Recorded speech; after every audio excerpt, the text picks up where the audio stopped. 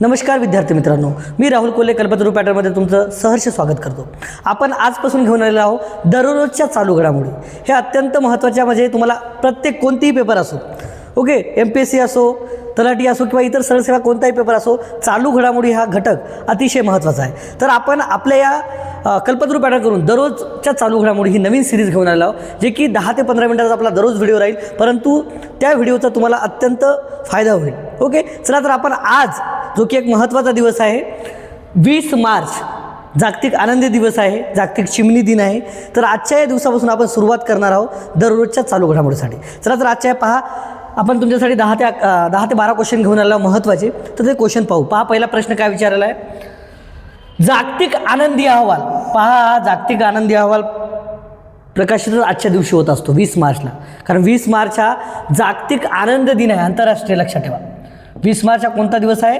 जागतिक आनंद दिन म्हणून साजरा केला जातो। जागतिक आनंदी दिन, जागतिक आनंदी दिन लक्षात ठेवा। ओके, आनंद म्हणा किंवा आनंदी दिन म्हणा। त्यानंतर महत्त्वाचा आहे 20 मार्च एक अजून दिवस आहे, तो म्हणजे चिमणी दिन। जागतिक इंटरनॅशनल जागतिक चिमणी दिन म्हणू आपण याला। ओके, हे दिवस लक्षात ठेवा, चिमणी दिन। आणि त्यानंतर आज एक महत्त्वाचा दिवस आहे, ओके, तो म्हणजे चवदार तळे सत्याग्रह दिन। ओके, 20 मार्च, जे की शताब्दी वर्ष चालू होत आहे। 20 मार्च 1927ला चवदार तळ्याचा सत्याग्रह झाला होता। ओके, आणि पुढच्या वर्षी म्हणजे 27 याला 100 वर्ष पूर्ण होतील, म्हणजे हे शताब्दी वर्ष राहिलं। ते पण तुम्हाला पेपरमध्ये विचारू शकतात, लक्षात ठेवा। ओके, त्यासाठी यावेळेस महाराष्ट्र सरकारने बजेटमध्ये त्यांच्या विकास निधीसाठी एक वेगळा म्हणजे निधी उपलब्ध केला चवदार तळ्या सत्याग्रहासाठी, कारण त्याला 100 वर्ष होत आहे। तर आजचा एक अत्यंत महत्त्वाचा दिवस आहे, तो म्हणजे 20 मार्च, जो की जागतिक आनंदी दिन आहे आणि जागतिक चिमणी दिन आहे। आणि त्याच याच्यावर पहिला प्रश्न आहे, पहा, जागतिक आनंद दिन म्हणजे आनंदी अहवाल।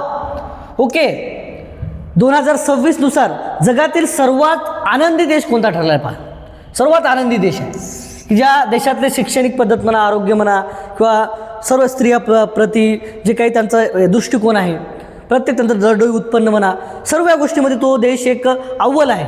त्याच्यानुसार आपण काय म्हणू, जे की UNDP या गोष्टी काढते। ओके, लक्षात ठेवा। तर तो देश ठरलेला आहे फिनलँड, लक्षात ठेवा। आणि फिनलँड हा सलग 9व्या वेळेस ठरलेला, लक्षात ठेवा, म्हणजे 9 वर्ष झाले तोच पहिले अग्रस्थानी आहे, प्रथम क्रमांकावर फिनलँड हा देश आहे। दुसऱ्या याच्यावर आहे ते आयसलँड, लक्षात ठेवा, आयसलँड दुसऱ्या स्थानावर आहे ते आयसलँड। आयसलँड आहे दुसऱ्या स्थानावर, हे जागतिक आनंदीमध्ये दुसऱ्या स्थानावर आहे। त्यानंतर येते डेन्मार्क, डेन्मार्क येते, लक्षात ठेवा, डेन्मार्क येते जवळपास 3ऱ्या नंबरवर। याच्यामध्ये सांगायचं म्हणजे सर्वात महत्त्वाचं भारताच्या वर पाकिस्तान आहे। भारताचा 116वा क्रमांक आहे आणि पाकिस्तानचा 104वा आहे। त्याच्यानंतर जे काही नेपाळ दिसते, हा पण जागतिक आनंदीमध्ये आपल्या भारतापेक्षा जास्त आहे, लक्षात ठेवा। नेपाळ हा 9व्या काय म्हणू आपण 99व्या स्थानी आहे नेपाळ, 99। ओके, आणि पाकिस्तान आपला मित्र असल्यामुळे पाकिस्तानचा आपली तुलना करतात कधी पेपरवाले। ओके, तर पाकिस्तान आहे 104व्या नंबरवर। त्यामुळे हे देश लक्षात ठेवा। एक तर दक्षिण आशियामध्ये नेपाळ येते, म्हणून नेपाळ आणि पाकिस्तान हे देश विचारायची शक्यता आहे। याच्यामुळे अधिक महत्त्वाचं म्हणजे अजून काय माहीत आहे का, अफगाणिस्तान हा जगातील सर्वात दुःखी देश आहे। अफगाणिस्तान, ओके, सर्वात दुःखी देश म्हटलं तर अफगाणिस्तान आहे। याच्या जागतिक आनंदी अहवालामध्ये जवळपास 147 देश होते। 147 देशामधून हे केलेलं, लक्षात ठेवा। ओके, तर हे 147वा देश आहे। सर्वात दुःखी देश कोणता आहे? अफगाणिस्तान। आपल्यासोबत खूप चांगले त्यांचे संबंध आहेत, लक्षात ठेवा।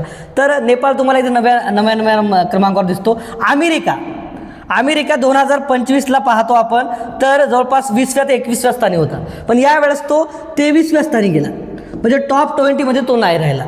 आता त्यांचं जे काय आपण म्हणतो GDP वगैरे चांगल्या गोष्टी आहेत, सर्वात म्हणजे अमेरिकामध्ये एक बलाढ्य देश आहे, पण जागतिक आनंदी अहवालामध्ये यावेळेस तो पिछाडीवर गेला 2026ला 23व्या क्रमांकावर, लक्षात ठेवा। ओके, त्यानंतर भारत आपला आहे 116वा, लक्षात ठेवा। भारत कितीवर आहे आपला? 116व्या क्रमांकावर आहे जागतिक आनंदी अहवालामध्ये। तर इथं उत्तर आहे फिनलँड। त्याच्यानंतर हे 2 देश पण विचारतात, आयसलँड आणि डेन्मार्क। ओके, तर आपला प्रश्न काय होता, जागतिक आनंदी अहवालामध्ये 2026 नुसार सर्वात आनंदी देश, तर तो सलग 9 वेळेस फिनलँड ठरलेला, लक्षात ठेवा। पहा, नेक्स्ट क्वेश्चन काय, भीम हे आता डॉक्टर बाबासाहेब आंबेडकर यांना प्रेरित देऊन हे नाव दिलेलं आहे माननीय नरेंद्र मोदी यांनी। ओके, 2016ला। तर भारत इंटरफरन्स फॉर मनी या UPI पेमेंट ॲपचे नवीन ब्रँड अँबॅसेडर म्हणून कोणाची नियुक्ती केली आहे? द प्रॉब्लेम्स ऑफ रुपया डॉक्टर बाबासाहेब आंबेडकरांनी एक अर्थशास्त्रावरचा अत्यंत महत्त्वाचा ग्रंथ लिहिला आहे. त्यावेळी जी काय आपली रिझर्व्ह बँकची स्थापना त्याच ग्रंथाच्या आधारावर झाली आहे. म्हणून त्यांना एक आदरतिथ्य म्हणून माननीय नरेंद्र मोदी यांनी त्यांच्या नावावर, कारण बाबासाहेबांचं नाव भीमराव आहे म्हणून त्यांनी याच्यावर एक भीम ॲप केलेला आहे. आणि त्याचा ब्रँड अँबॅसेडर कोण आहे? तर आपला क्रिकेटर माजी कॅप्टन आपला कर्णधार महेंद्रसिंग धोनी हा भीम याचा काय आहे? Brand ambassador. लक्षात ठेवा भीम. त्यानंतर महत्त्वाचं Dream11 दिसते तुम्हाला. Dream11चा पण तो ब्रँड अँबॅसेडर आहे. लक्षात ठेवा. ओके, अजून काय दिसते तुम्हाला? Dream11 जे ॲप्लिकेशन आहे त्याचा पण brand ambassador. Sachin Tendulkar bank of Baroda जागतिक लेवलला, ओके, इंटरनॅशनल लेवलला बँक ऑफ बडोदा आहे त्याचा ब्रँड अँबॅसेडर आहे. ओके, बँक ऑफ बडोदा काय? Bank of Baroda. लक्षात ठेवा. ओके, तर हे विचारतात बरं. Bank of Baroda, bank of Baroda. Okay, bank of Baroda. Apollo tyre वगैरे बऱ्याच गोष्टीचा जो ब्रँड अँबॅसेडर आहे. विराट कोहली हा भारतातील सर्वात महागडा आहे. जवळपास 296 कोटी रुपये तो हे आहे त्याचे चार्जेस. म्हणजे खूप महागडा म्हणू आपण त्याला. विराट कोहली त्या क्रिकेट क्षेत्रापेक्षा इकडेच जास्त पैसे कमवत होतो. तर विराट कोहली आपण पाहतो प्युमाचा आहे. प्युमा शूज कंपनी पाहतो आपण सर्वात इंटरनॅशनल लेवलची प्युमा. ओके, त्याच्यानंतर तो ब्रँड अँबॅसेडर अजून कोणत्या गोष्टीचा आहे पहा? प्युमाचा आहे. नंतर एक नॉईस म्हणून हेडफोन वगैरे ते आहे. महत्त्वाच्या गोष्टीचा जो ब्रँड अँबॅसेडर आहे आणि सर्वाधिक महागडा आहे. लक्षात ठेवा. त्यानंतर MRF टायर्स. ओके, MRFचा पण तो आहे विराट कोहली. बऱ्याच गोष्टीचा जसा, पण हे महत्त्वाच्या गोष्टी विचारतात. MRF tyres. ओके, याचा पण आहे तो. त्यानंतर तुम्हाला दिसतात रोहित शर्मा. रोहित शर्मा हा या वर्षी जे T20 वर्ल्ड कप झालेला आहे त्याचा ब्रँड अँबॅसेडर होता. जे ICCचे अध्यक्ष आहेत जय शहा यांनी त्यांची नेमणूक केली होती. तर T20 यावर्षीचा T20 2026 याचा तो ब्रँड अँबॅसेडर होता. लक्षात ठेवा. त्यानंतर CA टायर दिसते आपल्याला, त्याचा पण तो ब्रँड अँबॅसेडर आहे. त्यानंतर झी सिने जे काही सिनेमा दिसतो आपल्याला टीव्हीवरचा. ओके, जिओ सिनेमा याचा पण तो काय म्हणू? ब्रँड अँबॅसेडर आहे. लक्षात ठेवा. ओके, या महत्त्वाच्या गोष्टीचा. तर इथं महत्त्वाचं विचारलं आपल्याला भीम ॲप, जे की आत्ताच त्यांची मार्चमध्ये निवड केली, जे म्हणजे महेंद्रसिंग धोनी. ओके, बाकीचंही विचारू शकतात. लक्षात ठेवा. पहा नेक्स्ट क्वेश्चन. मार्च 2026 कोणाला युनायटेड किंगडमचा प्रतिष्ठित मानद knight commander of the most excellent order of the British empire, हे ब्रिटिश सरकारकडून म्हणजे UK कडून दिला जातो. लक्षात ठेवा. तर हा सन्मान प्रदान करण्यात आलेला आहे कोणाला?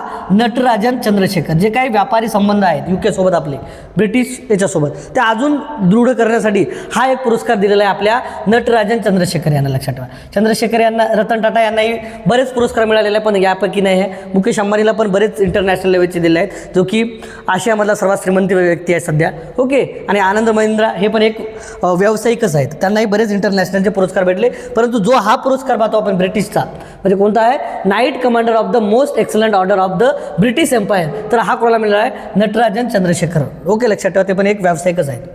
मार्च 2026 दिव्यांग शक्ती, दिव्यांगासाठी, अपंगासाठी जवळपास 40% वर जे अपंग आहेत त्यांना, ओके, आंध्र प्रदेश सरकारने त्यांच्या बसेसमध्ये मोफत प्रवास दिलेला आहे. तर ते कोणतं राज्य विचारलं आपल्याला? तो म्हणजे आंध्र प्रदेश. अजून महत्त्वाचं म्हणजे याच्यासोबत जे अपंगासोबत एक प्रवासी राहील त्याला पण फुकट राहील. फुकट म्हणजे नाही, फुकट नाही, 50% तिकीट राहील, 50%. तर एक महत्त्वाची गोष्ट आहे. जवळपास 226 कोटी इन्व्हेस्ट केले आहेत त्यांनी याच्यासाठी. बरेच म्हणजे असे चांगले काम करत आहेत ते म्हणजे कोण आहे? आंध्र प्रदेश यांनी केलेलं आहे, तसं लक्षात ठेवा. ओके, आंध्र प्रदेश या राज्याने काय केलं? दिव्यांग शक्ती योजना राज्यात सुरू केलेली आहे. म्हणजे दिव्यांगांना त्यांच्या बसेसमध्ये, ओके, त्यांच्या सरकारी बसेसमध्ये मोफत प्रवास, आणि त्याच्यासोबत एखादा व्यक्ती असेल त्याला 50% मोफत राहील. लक्षात ठेवा. त्यानंतर मार्च 2026 सेबीच्या कार्यकारी संचालक, ओके, काय म्हणू त्याला, एक्झिक्युटिव्ह डायरेक्टर पदी खालीलपैकी कोणाची नियुक्ती करण्यात आली? तर ते करण्यात आलेली आहे पहा, डॉक्टर सदानंद यस दाते. आता कन्फ्युजन नका होऊ, कारण सदानंद दाते, जे तुम्हाला सदानंद दाते दिसतील, हे बी IPSच आहे 2007ची, आणि सदानंद दाते हे महाराष्ट्राचे आता सध्या महासंचालक आहेत. ते वेगळे. ओके, त्यांचं नाव आणि यांचं नाव लक्षात ठेवा. इनिशियलमध्ये थोडा फरक आहे, लक्षात ठेवा. सदानंद यस दाते हे तुम्हाला दिसतील सेबीचे सध्याचे एक्झिक्युटिव्ह डायरेक्टर दिसतील. ओके, तर ते कोण आहे? सदानंद दाते. अजय त्यागी याच्या आधीचे होते, म्हणजे माजी होते. याच्या आधीच्या म्हणलं तर माधव पुरी बुच होत्या साधारणतः जातीच्या 2025पर्यंत होत्या. तर या पहिल्या महिला होत्या. आतापर्यंत सेबीच्या पहिल्या महिला कोणी राहिल्यात नाही, पहिल्या महिला. ओके. शक्तिकांत दास रिझर्व्ह बँकेचे 25वे गव्हर्नर, रिझर्व्ह बँकचे 25वे गव्हर्नर याचा प्रश्न विचारतात. ओके. तर हे रिझर्व्ह बँकचे गव्हर्नर होते, पहिल्या महिला सेबीच्या, लक्षात ठेवा. ओके. एक्झिक्युटिव्ह डायरेक्टर पहिल्या महिला माधवी पुरी बुच, हे आता 2025ला. त्यांच्यात नंतर डॉक्टर सदानंद यस दाते आलेले दिसतील आपल्याला. आणि शक्तिकांत दास हे रिझर्व्ह बँकेचे, रिझर्व्ह बँक. ओके. रिझर्व्ह बँकचे तुम्हाला गव्हर्नर दिसतील शक्तिकांत दास. याच्यानंतर आता संजय मल्होत्रा असतील. 2026चे कोण आहेत? संजय मल्होत्रा. ओके. संजय मल्होत्रा आहेत 2026चे सद्यस्थितीत, लक्षात ठेवा. ओके. 3 वर्षासाठी निवड आहे त्यांची. नेक्स्ट पहा, कारण आपण इथं पाहिलं सर्वच. काय पाहिलं इथं महत्त्वाचं आहे, सेबीच्या सध्याच्या अध्यक्षपदी कोण आहेत, संचालकपदी कोण आहेत? डॉक्टर सदानंद यस दाते आहेत. माधवपुरीच्या आधीच्या होत्या, पहिल्या महिला होत्या. शक्तिकांत दास तुम्हाला रिझर्व्ह बँकेचे गव्हर्नर दिसतात. आणि अजय त्यागी यापूर्वी यांनी सेबीचं काय संचालकपद भोगलेलं आहे, लक्षात ठेवा. ओके. अजूनही तुम्ही सबस्क्राईब केलं असेल चॅनलला करून घ्या. आता वेगवेगळ्या सिरीज आणत आहोत आणि यातून तुमचा फायदा होत आहे. मी पोलीस भरतीचे पेपर पाहिले असता, लेटेस्ट त्या हप्त्यातल्या घडामोडी विचारल्या, लेटेस्ट जवळजवळच्या खूप. वर्ल्ड कप कोणाला हरून नेला इथपर्यंत विचारलं. ओके. म्हणजे ते सहज तुम्हाला पेपरमध्ये प्रश्न यायले, लक्षात ठेवा. आपण करतो कोणत्याही चालू घडामोडी, पण लेटेस्ट पण चालू घडामोडी तुम्हाला माहीत पाहिजे. आता पेपर तुमचा लगेच आहे. ओके. तरी आपल्याला फायदा होऊ शकतो दुसऱ्या कोणत्याही पेपरमध्ये, कारण ही सिरीज आपली कायम राहणार आहे, कोणतीही पेपर असो.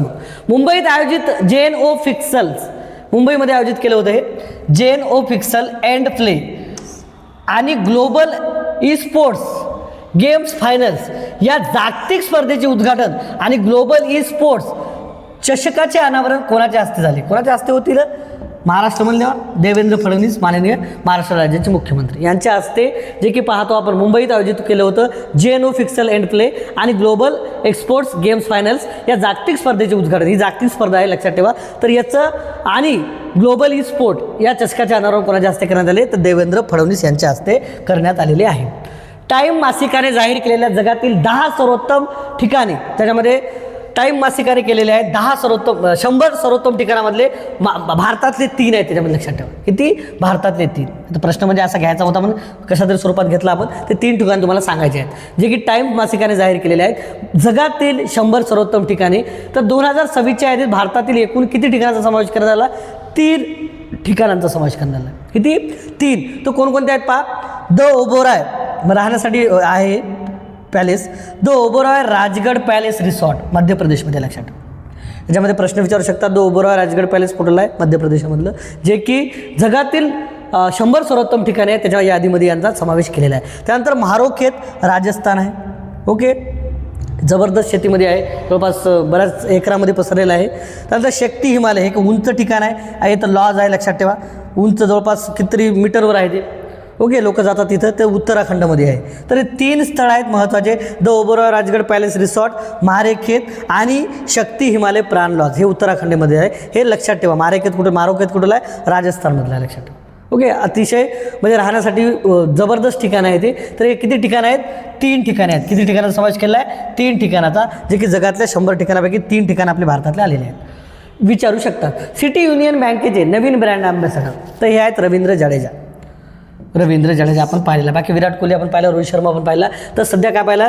सिटी युनियन बँक पाहतो आपण, त्याचे नवीन ब्रँड अँबॅसेडर म्हणून मार्चमध्ये आत्ताच लेटेस्ट नियुक्ती केली. ते म्हणजे भारताचा डावखुरा फलंदाज आहे तो आणि बॉलर पण आहे. ओके. तो म्हणजे रवींद्र जाडेजा. ओके. प्रसिद्ध क्रिकेटर आहे रवींद्र जाडेजा यांची निवड केलेली आहे. भुवनेश्वर येथील Kalinga institute of social sciences, Odisha. Bhubaneswar कुठे येते? ओडिसा येथील Kalinga institute of social sciences, okay, द्वारे मानवतावादी पुरस्कार 2025 ओके देऊन कोणाला गौरवण्यात आले? किस त्याला म्हणू आपण. Okay. Kalinga institute of social science. Okay. तर हा किस पुरस्कार म्हणजे मानवतावादी पुरस्कार देऊन कोणाला गौरवण्यात आले? तर नीता अंबानी यांनी बरेच स्त्रियासाठी म्हणा किंवा गरीब याच्यासाठी बरेच शैक्षणिक आरोग्य याच्यामध्ये बरंच मानवतावादी कार्य केलेलं आहे. तर यांना हे पुरस्कार मिळाला आहे, जे की नीता अंबानी, लक्षात ठेवा. ओके. जिओच्या फाउंडर म्हणून आपण त्याला, जे की ओके रिलायन्सच्या संस्थापक नीता अंबानी. ओके. मुकेश अंबानी यांच्या बायको नीता अंबानी. ओके. आणि हो नीता अंबानी. तर यांना हा पुरस्कार दिला तो की भुवनेश्वर येथील Kalinga institute of social sciences द्वारे मानवतावादी पुरस्कार 2025 कोणाला दिला झाला? नीता अंबानी यांना दिला झाला, लक्षात ठेवा. त्यांनी बरंच स्त्रियांसाठी म्हणजे शैक्षणिक म्हणू, आरोग्य म्हणू, ओके, याच्यासाठी बरंच चांगलं कार्य केलं आहे, मानवतावादी कार्य म्हणून त्याच्यासाठी आपण काय म्हणू, त्यांना हा पुरस्कार दिलेला आहे भुवनेश्वर येथे, लक्षात ठेवा. ओके, किस. पहा BCCIचे आता पुरस्कार जाहीर झाले. BCCI नमन पुरस्कार म्हणून आपण त्याला 2026चे. त्याच्यामध्ये शुभनम गिल, लक्षात ठेवायला, कसोटीमध्ये जवळपास एकाच वर्षात 9 सामन्यामध्ये जवळपास 983 धावा केलेल्या आहेत. तर त्यासाठी त्याला दुसऱ्या वेळेस त्याला सर्वोत्तम आंतरराष्ट्रीय पुरुष क्रिकेटपटू आपण दिला आहोत. पॉली उमरीगर पुरस्कार आहे. तर याला सर्वोत्तम क्रिकेटपटू म्हणून आपण 2026चा पुरस्कार दिला याच्यामध्ये BCCIने. त्यानंतर राहुल द्रविड आणि रॉजर बिन्नी हे जे तुम्हाला माजी खेळाडू दिसतात, ओके, तर त्यांना CK नायडू जे आहेत त्यांचा जीवन गौरव पुरस्कार मिळाला आहे, लाईफ टाईम अचिव्हमेंट पुरस्कार. तो कोणाला? राहुल द्रविड आणि रॉजर बिन्नी यांना, लक्षात ठेवा. त्यानंतर स्मृती मंधाना एक सर्वोत्तम महिला क्रिकेटपटू आहे, जे की 10,000 धावा करणारी भारतातली दुसरी ठरली मिताली राजनंतर. आणि हिने बरेच मला वाटते 5 वेळा हिने याच्यामध्ये सर्वोत्तम महिला क्रिकेटमधून महिलामध्ये हिचा समावेश झाला आहे. एक दिवशी सर्वाधिक धावा आहेत तिच्या मिताली राजनंतर, आणि सर्वाधिक कमी समयामध्ये 281 ते 282 धावामध्ये तिने तेवढ्या केल्या. 10,000चा पल्ला तिने घातलेला, लक्षात ठेवा. ओके, हर्षित राणा तुम्हाला दिसतो, तर हे सर्वोत्तम पदार्पण पुरुष आहे, म्हणजे पदार्पण चांगलं केलं आहे, पदार्पणामध्ये त्यांनी चांगली कामगिरी केली, तर तो हर्षित राणा आहे. मिताली राज तरी माजी क्रिकेटपटू आहे, तिला महिला जीवन गौरव लाईफ अचिव्हमेंट, पुरुषामध्ये म्हटलं तर राहुल द्रविड आणि रॉजर बिन्नी आहे, आणि महिलामध्ये म्हटलं, ओके, तर मिताली राज यांना महिला जीवन गौरव पुरस्कार देऊन गौरवण्यात आलेला आहे. त्यानंतर श्रीचरणी तुम्हाला महिला दिसते, तर सर्वोत्तम पदार्पण महिला श्रीचरणी, लक्षात ठेवा. आणि दीप्ती शर्मा महिलामध्ये सर्वाधिक एकदिवसीय बळी घेतला येईल, लक्षात. ते बॉलर आहे आणि बॅट्समन पण आहे, दीप्ती शर्मा, ओके, ऑलराऊंडर क्रिकेटपटू आहे. तर हे BCCIचे पुरस्कार पाहून घ्या. सर्वोत्तम आंतरराष्ट्रीय पुरुष क्रिकेटपटू शुभनम गिल, त्यानंतर lifetime achievement Rahul Dravid आणि रॉजर बिन्नी पुरुषामधला, स्त्रियामधला म्हणलं आपलं महिलामधला तर मिताली राज यांना, हर्षित राणा सर्वोत्तम पदार्पण, दीप्ती शर्मा आपलं श्रीचरणी सर्वोत्तम पदार्पण महिला, आणि दीप्ती शर्मा ही महिलांमध्ये सर्वाधिक एकदिवसीय बळी घेणारी, ओके, ठरलेली आहे, लक्षात ठेवा. तर हे 20 मार्चच्या आपण चालू घडामोडी घेतल्या, तर दररोज अशा प्रकारच्या आपण चालू घडामोडी घेणार आहोत. ओके, व्हिडिओ जर आवडला असेल तर नक्कीच लाईक करा, चॅनलला सबस्क्राईब करा, आणि व्हिडिओ आपल्या मित्रांना शेअर करा. अशा दररोज आपण चांगल्या म्हणजे जे काही घडलेल्या घडामोडी आहेत, जे की परीक्षेमध्ये विचारू शकतात, जे की तुम्हाला मार्क्स देऊ शकतात, अशाच आपण चालू घडामोडी तुमच्यासाठी घेऊन येत आहोत. व्हिडिओ पाहिल्याबद्दल धन्यवाद.